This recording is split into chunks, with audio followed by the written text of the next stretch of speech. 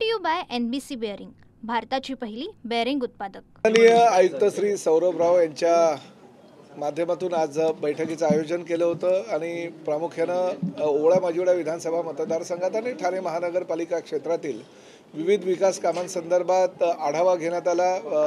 September अखेरीस किंवा October 15 पर्यंत माननीय उपमुख्यमंत्री आणि शिवसेनेचे मुख्य नेते आदरणीय एकनाथ शिंदे साहेबांच्या हस्ते बऱ्याच प्रकल्पांचं लोकार्पण आणि काही प्रकल्प जे मार्गी लागले होते, ज्याला CRZच्या परवानगी किंवा हायकोर्टाची परवानगी वगैरेची गरज आहे, असे प्रकल्प भूमिपूजन करण्याच्या आम्ही तयारीत आहोत. आणि त्या माध्यमातून जवळजवळ 1800 कोटी रुपयाचा निधी हा ठाणे महानगरपालिकेला प्राप्त झालेला आहे. त्या माध्यमातून विविध कामाचा लोकार्पणाचा कार्यक्रम आम्ही ठेवणार आहोत. ह्याच बैठकीच्या दरम्यान महत्त्वाचे 2 मुद्दे असे आले की घोडबंदर रोडची जी वाहतूक कोंडी आहे, त्या वाहतूक कोंडीचा विचार करता जी अवजड वाहनं आहेत ती रात्री 12 ते 6 याच वेळेस फक्त घोडबंदर रोडवरनं नेली गेली पाहिजे, तरच घोडबंदर रोडची वाहतूक कोंडी काही प्रमाणात सुटेल. आणि दिवसाच्या वेळेस भिवंडी मार्गे ती वाहनं वळवावी असा एक पर्याय आम्ही DCP ट्रॅफिक यांना सुचवलेला आहे आणि त्या माध्यमातून ते तशी तयारी करते. परंतु नोटिफिकेशन काढण्यापूर्वी त्यांना पालघर DCP आणि नवी मुंबई आणि मुंबई अशा आणि मीरा भाईंदर वसई विरार पोलीस अशा सगळ्यांची एक बैठक घेऊन त्यांना त्या बाबतीतला निर्णय घ्यावा लागेल. परंतु घोडबंदर रोडची वाहतूक कोंडी सोडवायची असेल तर शेवटी हा पर्याय महत्त्वाचा आहे.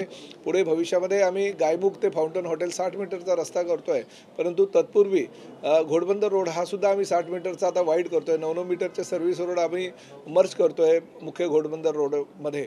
त्यामुळे ते काम होईपर्यंत 31 डिसेंबरपर्यंत ते काम प्रस्तावित आहे, होईल असं MMRDच्या अधिकाऱ्यांनी आज सांगितलं. त्यामुळे ही वाहतूक कोंडी सोडायची असेल तर हा आम्ही एक पर्याय सुचवलेला आहे आणि त्या माध्यमातून पोलीस खातं तयारी करतायत.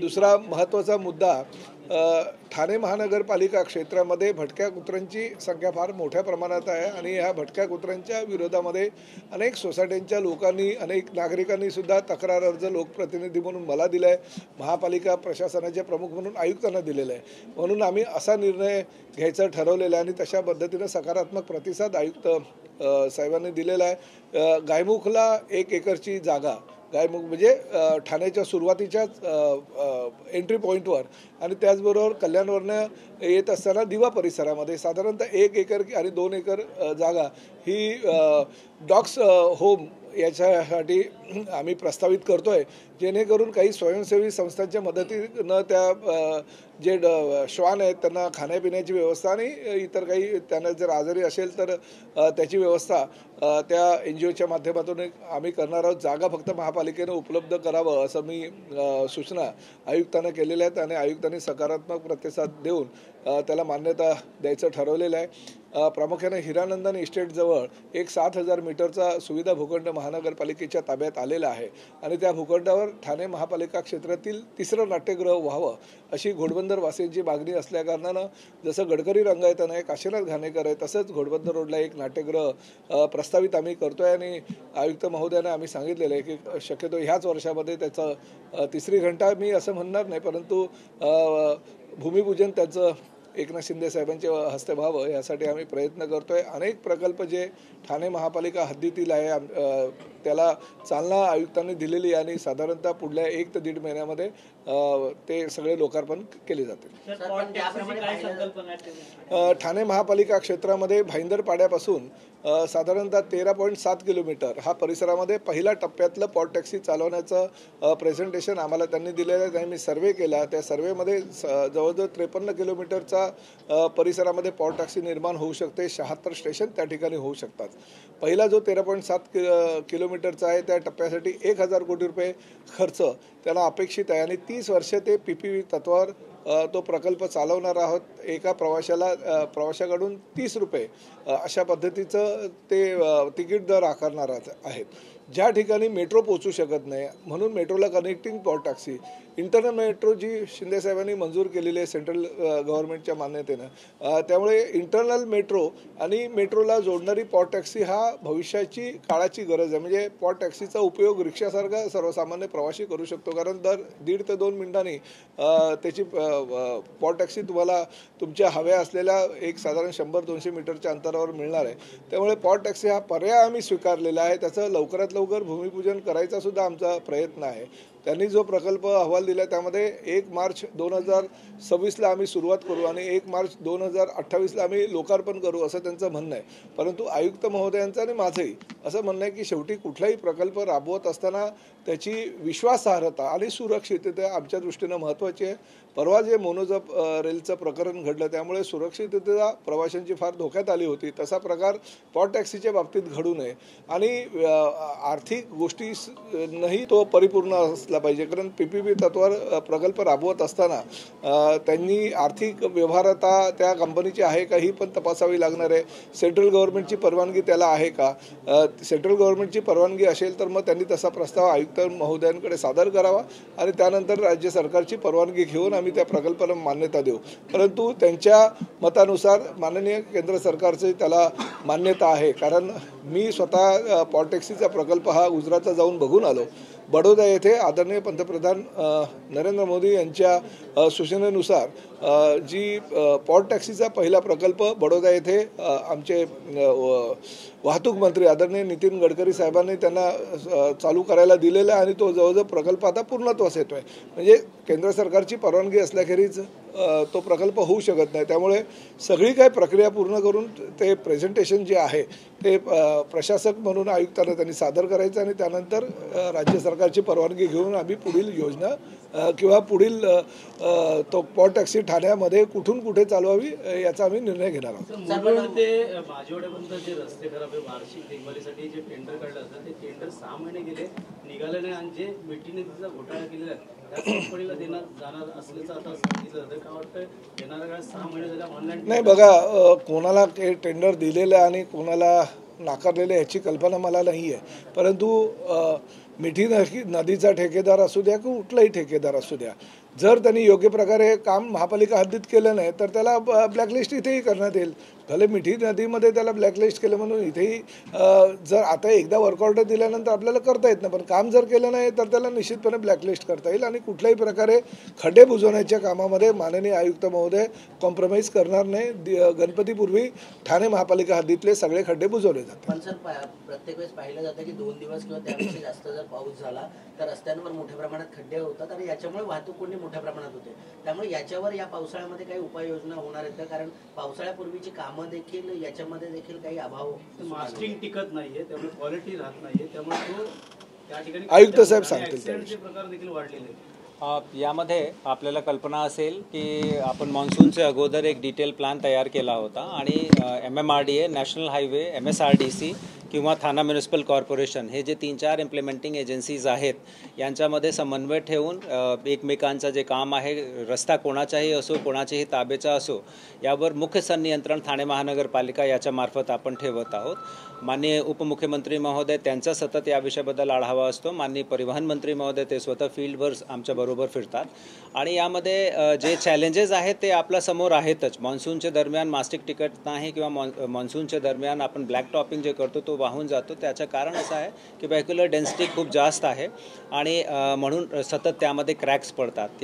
याच्यावर मात करण्यासाठी आपली जी मशिनरी आहे ते जसे जसे पावसाचा जोर कमी होतो तसे तसे आपण इमिडिएटली तो भरण्याचा प्रयत्न करतो. मग तो फ्लायओव्हरचे खड्डे असतील किंवा सामान्य जे आपले स्लिप रोड आहेत त्याचे खड्डे असतील.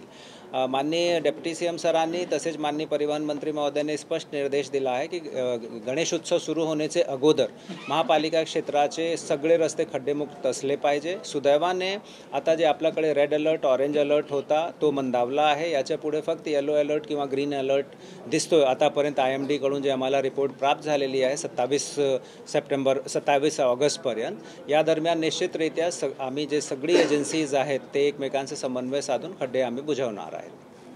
सर मोठ्या प्रमाणात पाऊस झालेला आहे.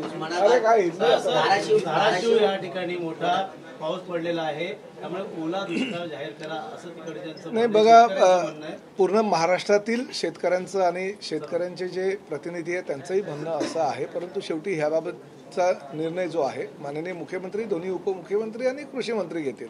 परंतु आम्ही धाराशिवच्या जिल्हाधिकाऱ्यांशी माझी चर्चा झालेली आणि त्यांना स्पष्टपणे निर्देश दिले गेलेले आहेत की एकही शेतकरी पंचनाम्यापासून वंचित झाला नाही पाहिजे. आम्ही 4 दिवसापासूनच पंचनाम्याला सुरुवात केलेली आणि धाराशिव जिल्ह्यातील एकही शेतकरी जरी थोडंसं जरी त्याचं नुकसान झालं असेल तरी त्याचा पंचनामा करायचे मी निर्देश दिलेले आणि त्यानुसार काम चालू आहे. कारण कृषी मंत्री बदललेले आहेत त्यामुळे त्यांना त्याच्या पदाचं काम नाही, कृषी मंत्री बदललेले जरी असेल तरी काम जे आहे ते करावंच लागेल. त्यामुळे कृषी मंत्री बदलल्यामुळे काही फरक पडणार नाही आहे.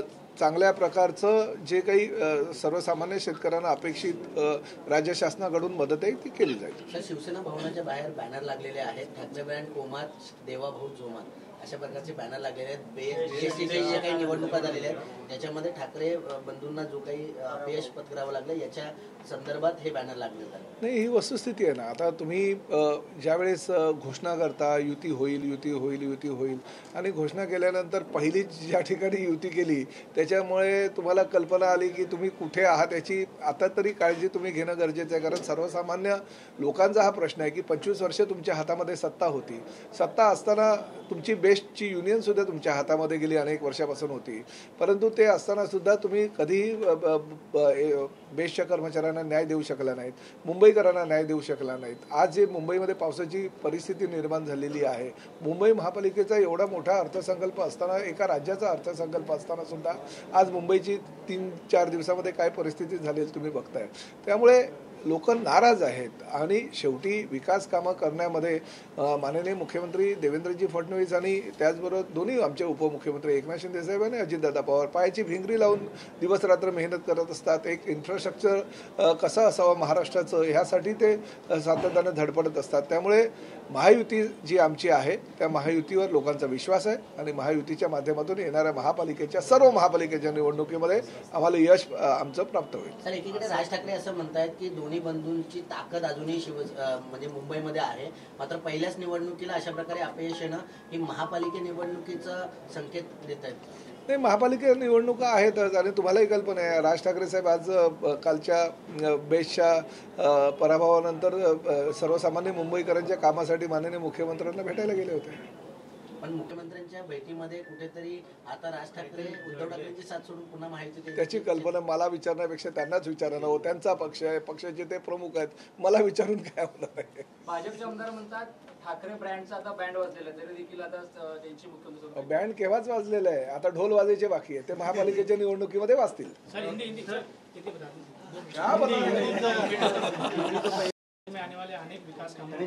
देखिए, ठाणे महानगर पालिका के हमारे कार्यक्षम आयुक्त आदरणीय सौरभ राव इनके मार्गदर्शन में आज एक बैठक होगी और ठाणे महानगर पालिका क्षेत्र में जो भी आदरणीय हमारे मुख्यमंत्री के दौरान एकनाथ शिंदे साहब ने जो निधि उपलब्ध करके दी थी उसका अभी हम लोगों ने जायज़ा लिया और बहुत सारे काम जो है करीबन 70 से 80% काम ये अभी पूरे होने जा रहे हैं. कमिश्नर साहब ने हमारे अधिकारियों को ये काम जो है वो 15 अक्टूबर के पहले लोकार्पण होना चाहिए ये निर्देश दिए और उस माध्यम से काम भी हो रहे. कुछ जो काम थे वो CRZD की परमिशन हो या कोर्ट कचहरी में रहते हैं उसके लिए काम अटके थे, मगर उनकी भी परमिशन आगे के 2 महीने में मिल जाएगी. यानी हमारे एकनाथ शिंदे साहब की उपस्थिति में हम लोग इनके लोकार्पण और भूमि पूजन का कार्यक्रम जल्द ही रखेंगे और लोगों को जो राज्य शासन और ठाणे महानगर पालिका का माध्यम से लोगों को हमारे ऊपर विश्वास है तो वो उद्यान के काम, समाज मंदिर के काम, अलग अलग विकास प्रकल्प हम लोगों को दे देंगे. उसके साथ में ही एक बहुत बड़ा आज निर्णय लिया गया है कि ठाणे महानगर पालिका क्षेत्र में जो हमारी बाउंड्री है यानी मीरा भाईंदर की बाउंड्री अगर ख़त्म होती है तो गायमुख में और कल्याण डोंबिवली कॉरपोरेशन की बाउंड्री ख़त्म होती है तो दीवा एरिया में हम एक डॉग शेल्टर बनाना चाहते हैं और वैसा निवेदन मैंने माननीय कमिश्नर साहब को दिया था. तो ये डॉग शेल्टर अगर ठाणे महानगर पालिका क्षेत्र में होते हैं तो भविष्य में जो घूमने वाले शहर में ऐसे ही श्वान हैं जिनकी वजह से लोगों को तकलीफ होती है, कुछ बच्चों को वो काटते हैं और उसकी वजह से लोगों की बहुत सारी कंप्लेंट्स हमारे पास आई है. तो हमने ऐसा निर्णय लिया कि कॉरपोरेशन के माध्यम से जो स्वयंसेवी संस्थाएं अच्छी NGOs है उनको वो श्वान गृह चलाने दिया जाएगा और उनके माध्यम से वो खर्चा करके वो डॉग्स को जो भी खाना है या उनकी बीमारी है तो उसके ऊपर इलाज वो करेंगे. और साथ ही में हमारे शहर के निवासियों को एक आधार प्राप्त होगा कि ठाणे कॉरपोरेशन ने एक ऐसा डिसीजन दिया, क्योंकि आप जानते हो कि माननीय सुप्रीम कोर्ट ने दिल्ली के शहर में घूमने वाले सभी जो डॉग्स है उनको शहर के बाहर निकालने का एक निर्णय दे दिया, मगर ठाणे कॉरपोरेशन में वैसा नहीं होना चाहिए, इसलिए हम पहले से ही प्रिकॉशन लेके ऐसी सुविधाएं उपलब्ध करने की कोशिश कर रहे हैं जो कि प्राणी मित्र जो संगठन है उनको उसका फायदा होगा। साथ ही में बढ़ती हुई जो लोक संख्या ठाणे महानगर पालिका क्षेत्र की है, हमारे शहर में मेट्रो 4 से शुरुआत हो गई है, कासारवडोली यानी गायमुख कासारवडोली से लेके वडाला तक, और साथ ही में हमारी इंटरनल मेट्रो का भी आदरणीय एकनाथ शिंदे साहब ने सैंक्शन ले लिया, उसका भी काम जल्दी ही चालू हो जाएगा। उसको पैरेलल पॉड टैक्सी का निर्माण करने का भी हमारा विचार है, और पॉड टैक्सी ने सर्वेक्षण किया।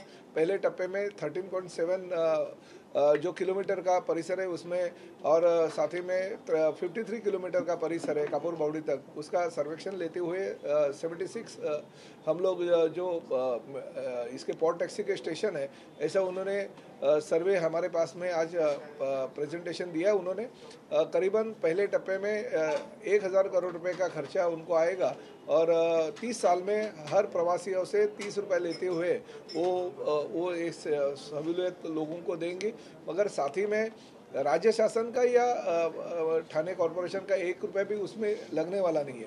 फिर भी हमारे हिसाब से जो पब्लिक है हमारी एरिया शहर में रहती है, उनकी सिक्योरिटी और आर्थिक साइड से और कानूनी साइड से वो कंपनी कैपेबल है कि नहीं, ये देखने के लिए हमने ऐसे निर्देश उनको दे दिए। कमिश्नर साहब ने ऐसा कहा है कि वो जो प्रकल्प है उसका अहवाल जल्दी से जल्दी उनके पास अगर लेके आएंगे तो हम भविष्य में वो प्रकल्प चालू करने का कभी इसके लिए हम उनको टाइम दे देंगे, मगर कानूनी सब कार्रवाई और जो भी परमिशन है वो लेके हम जल्दी से जल्दी यही साल के अंदर वो प्रकल्प चालू करने की कोशिश कर रहे हैं। सर, बेस्ट के रुझान आ चुके हैं, जिस तरीके से दावा किया जा रहा था कि पैसे बांटे जा रहे हैं चुनाव में, ये चुनाव तो बैलेट पेपर पे हुए थे, किस तरीके से? देखिए, जब ईवीएम मशीन पे होती है तो भी उनका आक्षेप रहता है कि इन्होंने ईवीएम मशीन सब हैक करके जो भी मेजोरिटी उनको मिली है वो गलत है, गलत तरीके से इन्होंने मिली है। अभी देखिए, अगर वो गलत है तो बैलेट पेपर से भी अभी इलेक्शन हो गया बेस्ट कर्मचारी सेना का,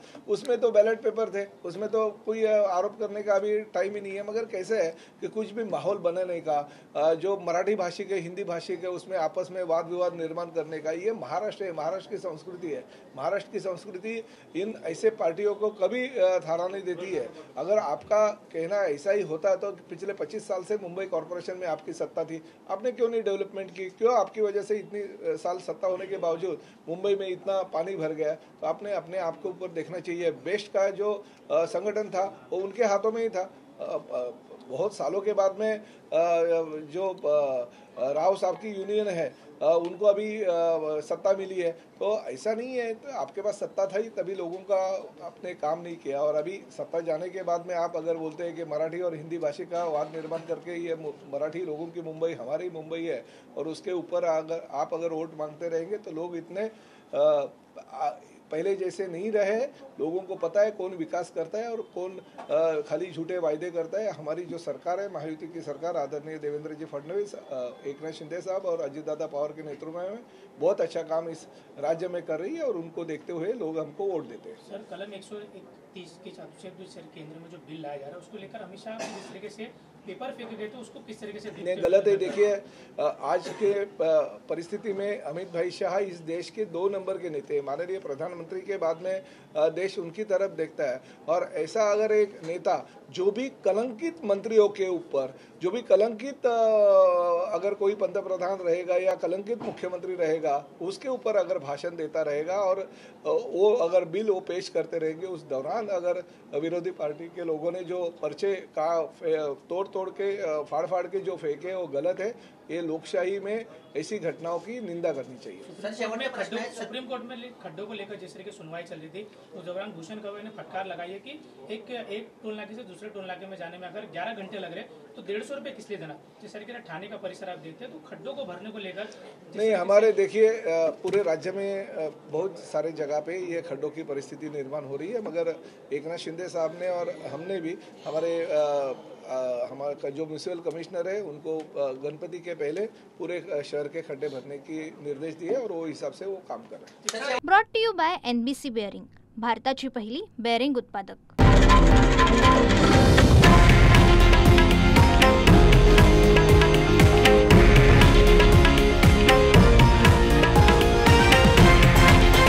हे आहे देशातील नंबर 1 न्यूज नेटवर्क आणि आपण पाहत आहात TV9 मराठी, एकमेव.